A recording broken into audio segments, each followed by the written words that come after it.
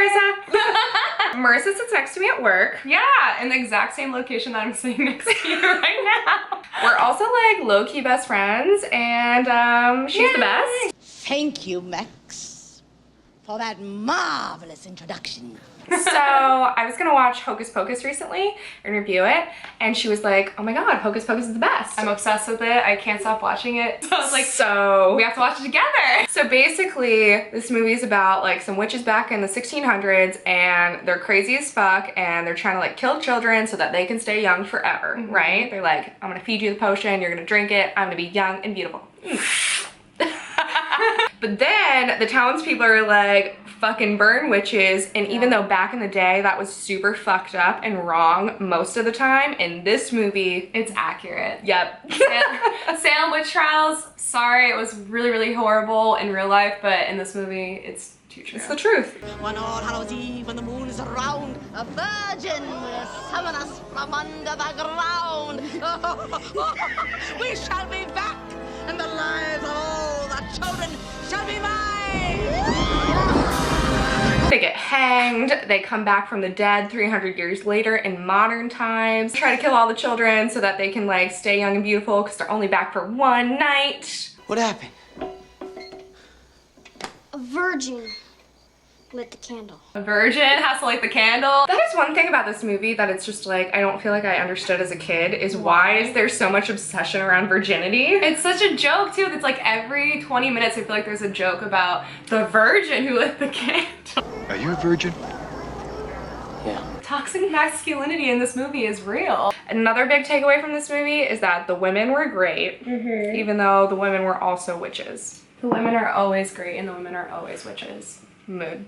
Allison does everything. She's the one who knows about witches. She's the one who like is beating people up while Max is getting like his ass kicked. Like Dani's the little queen who she's such a queen. She's not afraid of the bullies. She's like, bitch, I don't care. Give me my candy back. I'm not she's shutting it down. She's like, Drop dead.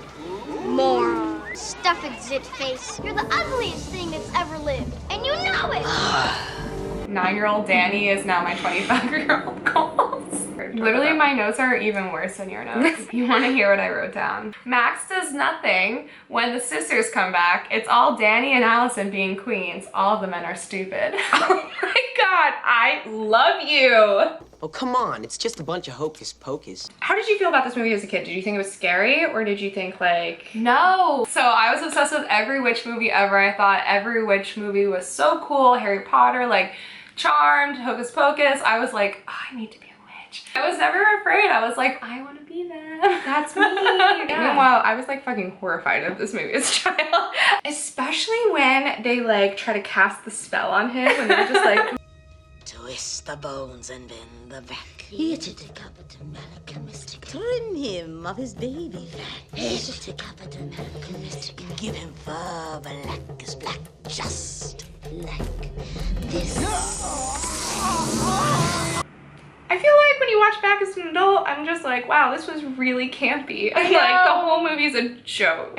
Another thing I realized this go around was that like Mary, the one that you don't fucking know the name to, is like a literal dog. Like she goes around smelling children, Sniffs which them out, right? I never really thought about, but like she barks a lot too. I smell children. Suck 'em. It's a little girl. 7, maybe 8.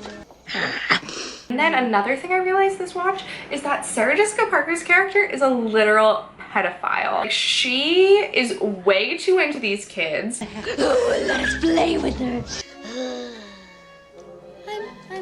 You're like literally way too into this. Like, this is not okay. Also, like, you're literally like 500 years old, so... It's like she's into the kids So because she bad. wants to kill the kids, but like, does it she? reads really sexual. Think about the whole song situation too. She Well, just when I was a kid, I thought that was really tight. Me too. Little children, I'll take thee away into a land of enchantment. Like, little Candace definitely wanted to go with Sarah Jessica Parker. I want to sing that song. I'll go. I want to be a hot witch Me too. singing songs like in the sky. But when we're thinking about it in the vein of like this 500-year-old creature, it's like, what kind of creepy magic is this? Why can't you just go like... Another thing that definitely needs to be discussed are all of the amazing moments in which the Sanderson sisters realize that they're in the modern world, like with the burning rain of death. Summon the burning rain of death. Burning rain of death. Burning rain of death. He makes fire in his hand. He holds fire in his hands. Bitch literally just lit a lighter. If someone told me it's the burning rain of death, I'd probably be like, Honestly, my favorite line of that entire scene, Mary licks it and she goes, most refreshing. It is but water. Most refreshing. Bitch, it is. It is refreshing. And then when they go out onto the street and they come across like the black asphalt and they think it's like a deep river. Tis a black river. the Black River.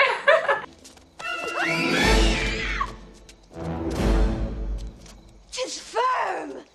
Careful with it. Tis firm. So good. Also, I want to stalk in real life the way that they stalk in the movie.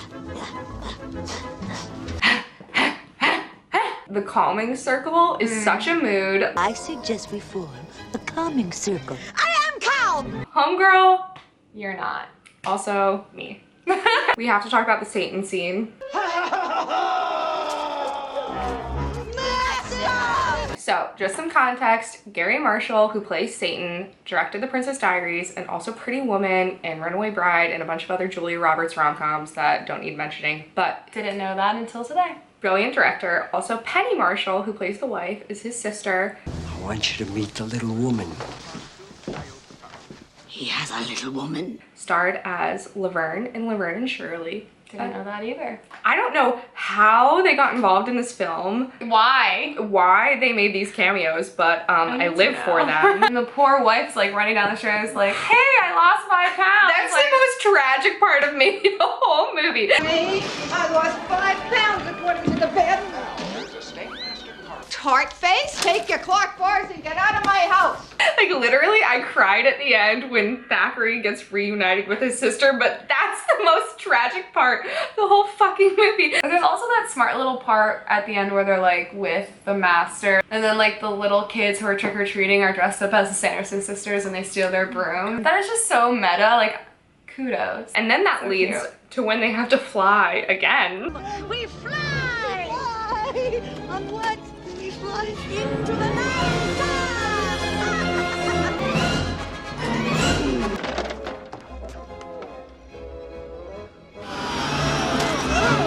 Vacuum cleaner, and she clearly has no idea what it is, and it's just like the evolution of Cleaning products. best part of the whole movie, hands down, is when they're singing I Put a Spell on You. I put a spell on you.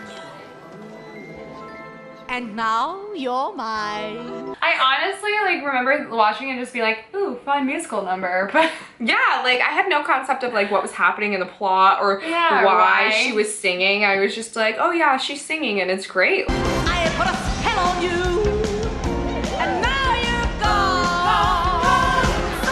And part of me, as an older person, thinks that Bette Midler only signed on to this movie as she was Just like, to you have to sing that? write on a song for me to sing.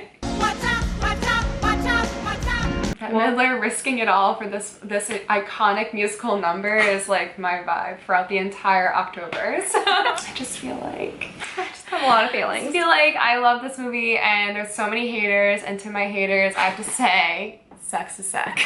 Sucks to Wait, suck. we have hate mail. Viewers, how would you feel if you got this message? The movie you guys are watching is definitely one of the most overrated holiday-related flicks of all time. What would you say? Put in the comments below. Would you be ready to fight? Because I'm ready to fight. Because basically we're like, you're a liar. You sit on a throne of lies.